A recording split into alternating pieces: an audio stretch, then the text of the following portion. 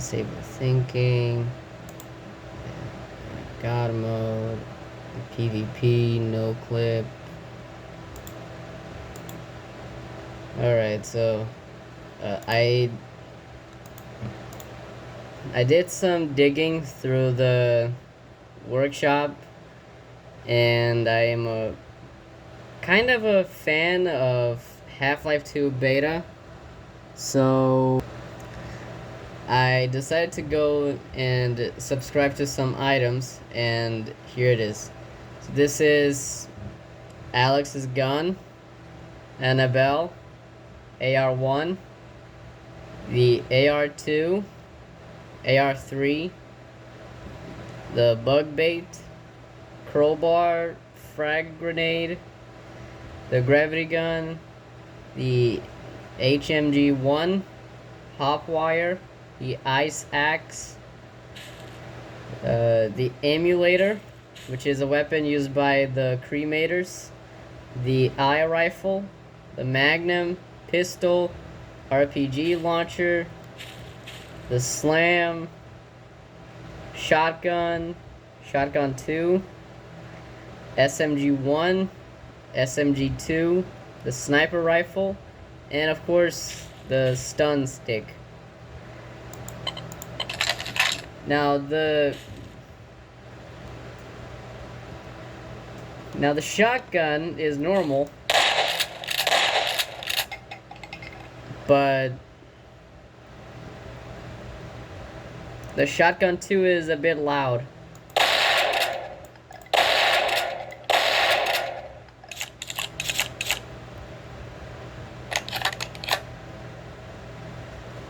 Alright, now these are the ammunition for the guns. And here's the health charger and the suit charger. I'm not sure there is also a flare gun here, but I don't know. Now that's the ammo. Now to NPCs. Now here are the combine units. This is the manhack.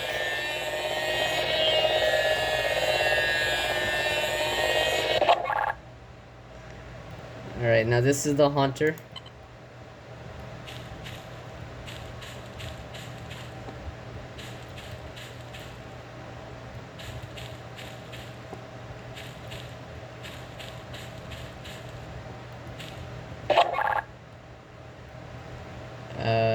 The shield scanner is normal. This is the enemy rebel.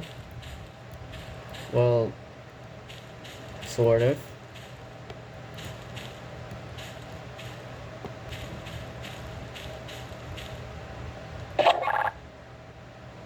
This is the combine soldier.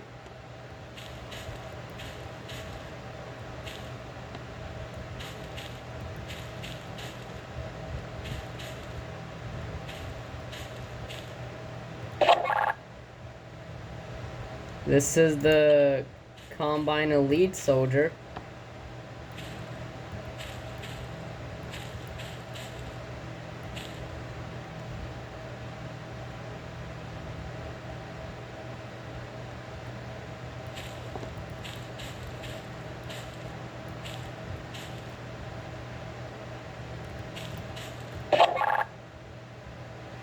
This is the Nova Prospect Guard, both normal and shotgun.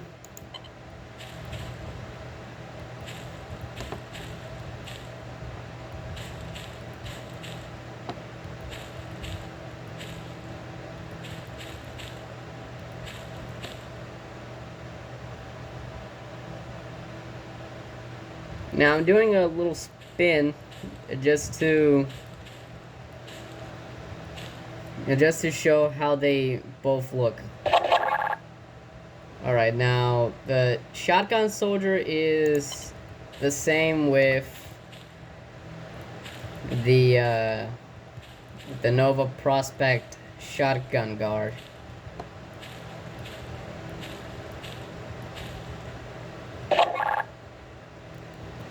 And this is the dropship. This is what the dropship is supposed to look like.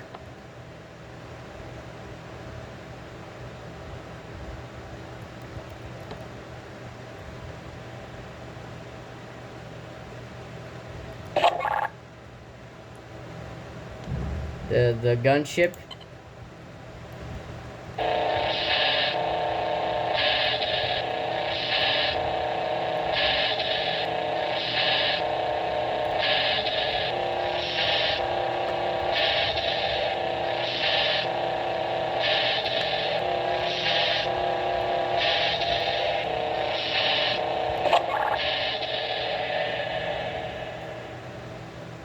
And this is the hunter chopper.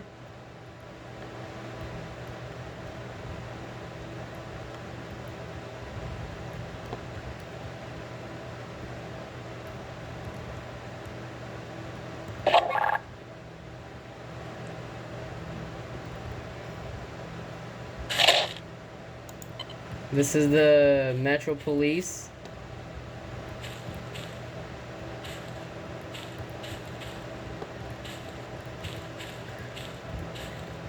Now this little thing here is the manhack. Now I've actually watched the whole gameplay of Raising the Bar Redux Division 3, and it looked pretty cool, but the only thing that it's missing is the cap, or the cape, because it looks pretty badass in my opinion. And this is the roller mine. And this is the harmless roller mine, the same skin. And this is what the stalker... What did I even say? This is what the stalker was supposed to look like. Its legs ripped out. His legs were cut off. His arms were cut off. Hold on, let me just make it better. His arms were cut off. Her legs were cut off. Her organs were removed. Her eyes were blinded out. Her eyebrows were then waxed. Her hair was cut off. Her ears were cut off. Okay, let's stop. And this is what the Strider looks like.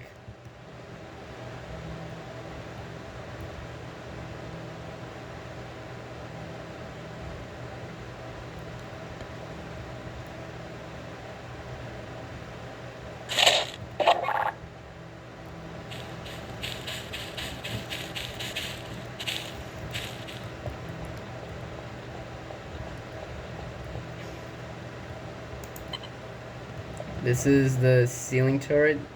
Let me just...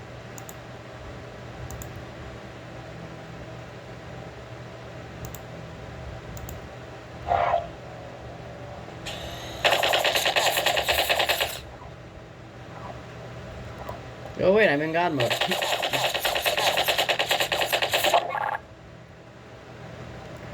Now, this might seem just, if now in this picture may look like the original turret from the beta, but it's actually just, now looking by the picture, it looks exactly what it is, but when you spawn it it just looks like a regular turret.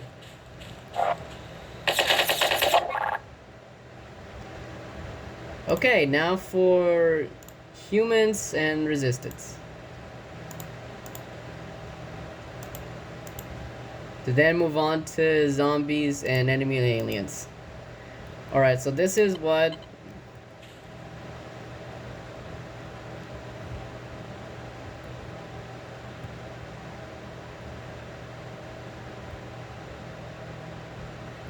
Well, that's disappointing. Let me just make sure. Okay. So... this is what Barney looks like.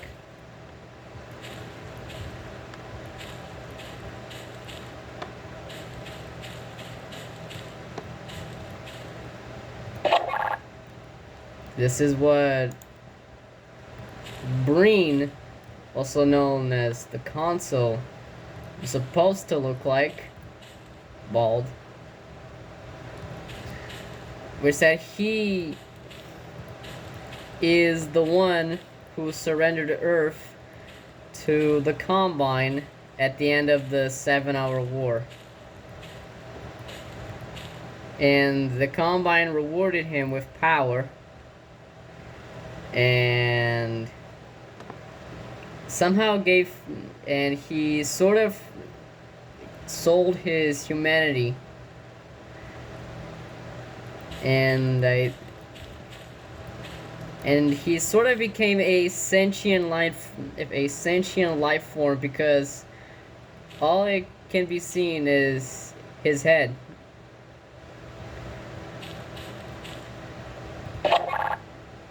And this is the citizen.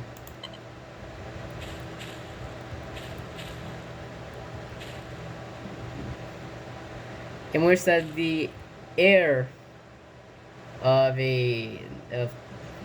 Earth in the Combine.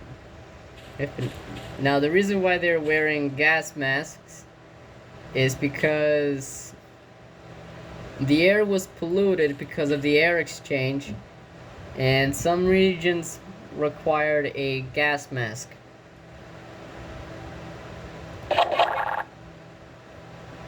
Now to the medic.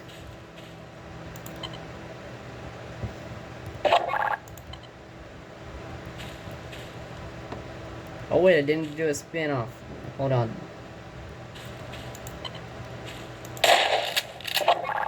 Dang it.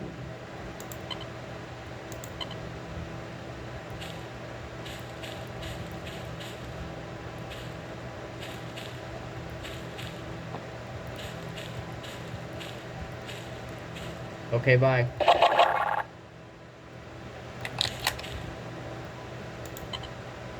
Okay, there we go.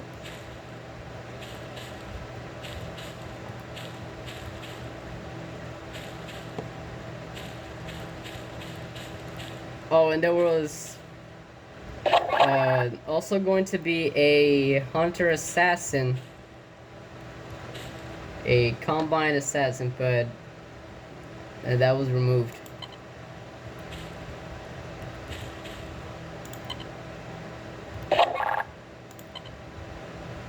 There you go.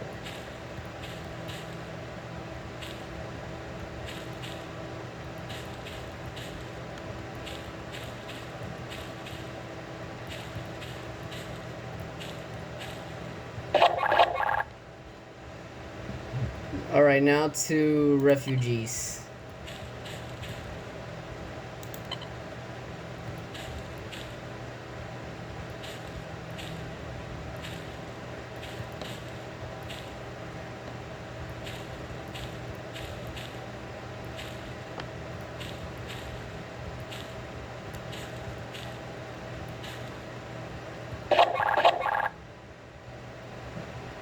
Dog.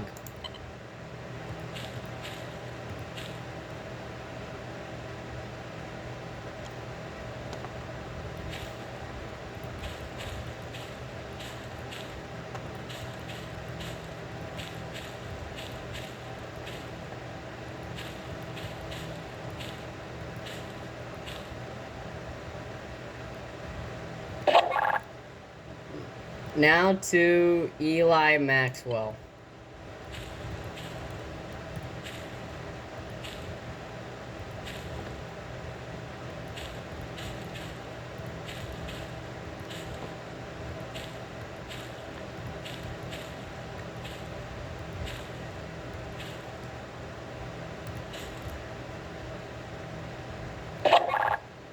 Now the fisherman is just the same.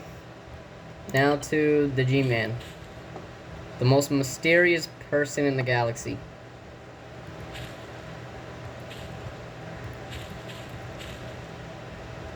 Carrying the same Black Mesa suitcase.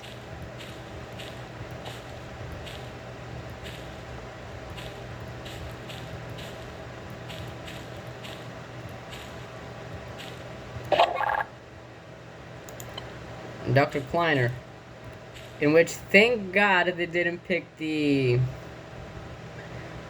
If they didn't pick, like, the first model, thank God they didn't use, like, the first one, because it looked cursed.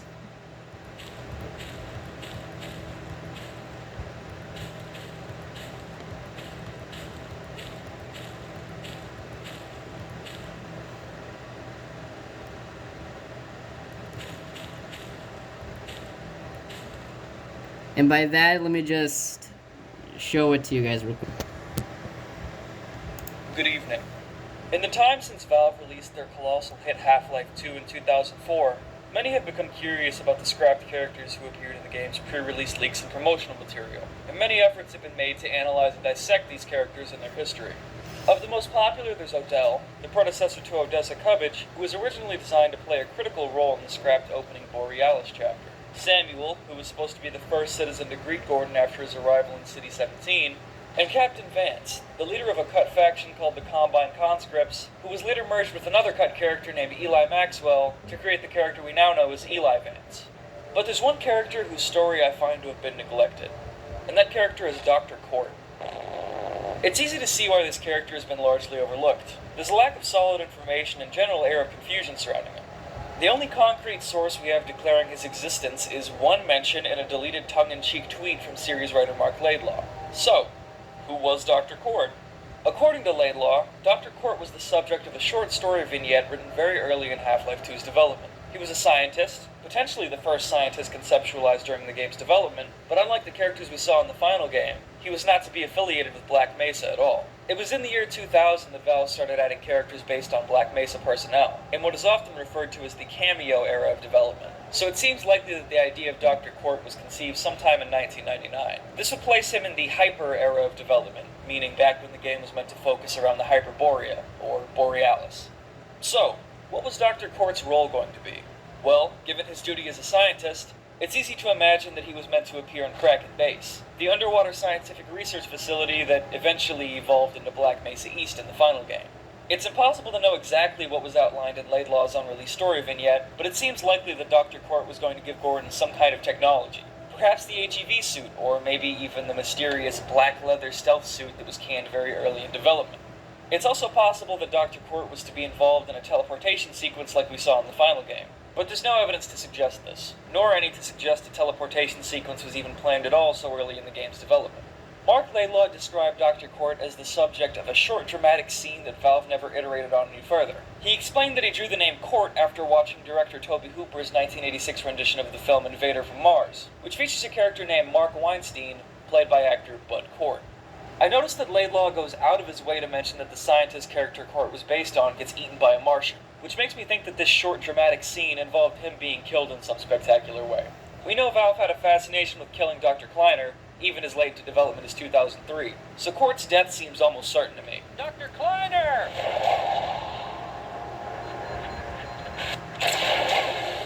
Aw, Doc, you poor sap. Now, it's time to clear up a major misconception. This is Court.mdl, a file found in the Half-Life 2 beta leak. Note the spelling of the model name, which includes an H. We'll get back to that in just a moment. Many people believe this model to be a depiction of Dr. Court from Laidlaw's storyboard, but this is not the case. While it is somewhat possible that this face was chosen with Laidlaw's vision for Dr. Court in the back of his mind, there's actually nothing to suggest that this model was anything more than an early, more elderly version of Dr. Kleiner. The concept of Dr. Court never made it past storyboarding, so it would make very little sense for Valve to bother creating a model for him. Additionally, the graphical fidelity we see in the face of Court.mdl is simply too high to have been developed in 1999. Keep in mind, 1999 is the year Valve and Gearbox released Half-Life Opposing Force, which has character faces that look like this. As you can see, this doesn't add up. If the team did have an idea for Dr. Quart's appearance, it most likely would have resembled this, the earliest known concept art for Dr. Kleiner. An old man, sure, but one with scar tissue over half his face and an eye patch. So, if Quart.mdl is unrelated to the character of Dr. Quart, then where does the model's name come from? It's a funny story, actually.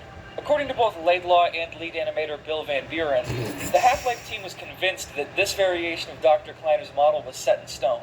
That is, until the team ran into an accountant working in the firm above Valve's then office. On the spot, they asked this guy to use his face as Dr. Kleiner in the game, and he happily agreed since his teenage sons were both Half-Life fans. This accountant's name happened to be Ted Quart, spelled with an H. A coincidence that greatly amused Laidlaw.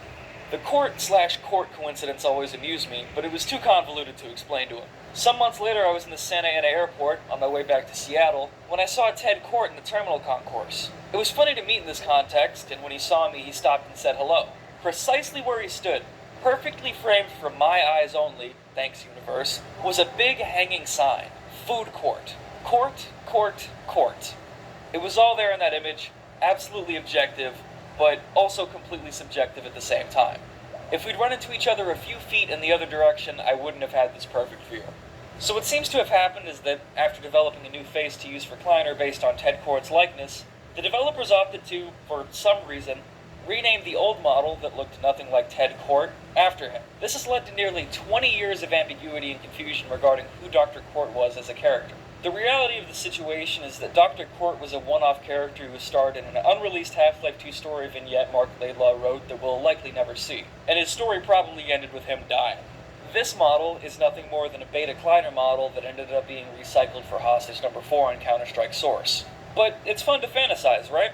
I for one think Quart.mdl being relegated to nothing but an unnamed elderly man in a Counter-Strike game is a bit of a waste of a good asset. And even if it's wrong to conflate this model with Dr. Quart from Laidlaw's text, I still would love to see someone creatively iterate on the character using this model. His tired eyes and older look make me imagine him being a lot less absent-minded than the Kleiner we got. Maybe still occasionally jovial, but much more stern and more of a survivalist. This is a scientist that I can imagine shooting to kill. If any of you creative types are watching this, why not give a shot at your own interpretation? I'll share them. Okay, so yeah. So yeah, that's it. That was Dr. Quart, and let's go back to Gmod. Hold on. Now, let me showcase the others. Alright, so Magnuson is still the same, and of course, this character where I deeply hate, Dr. Judith or Alina Mossman.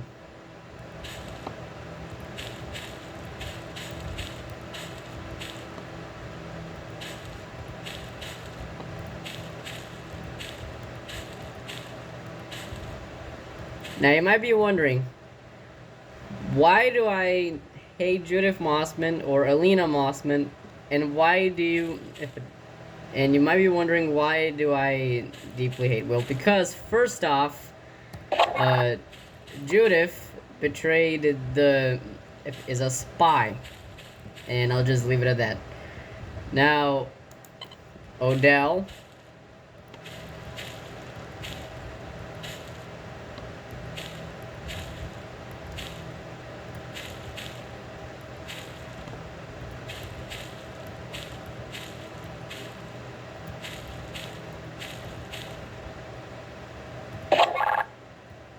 let's see what else changed. The roller mine, but just the color, and the turret stays the same, but has no shadow. And the Vortigon is like this.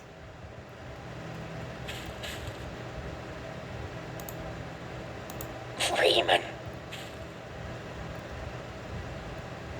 Cool, right? Now,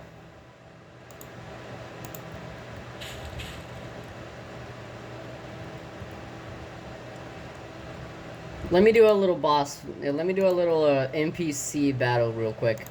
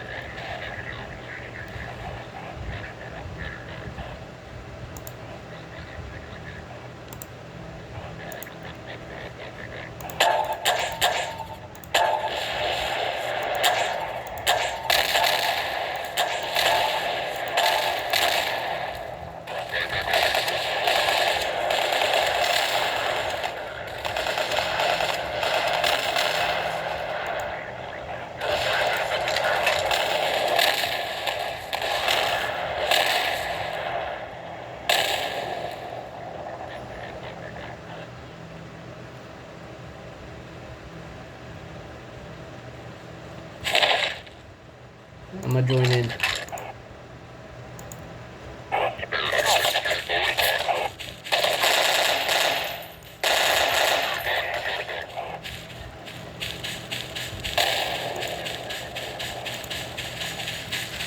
Hey there.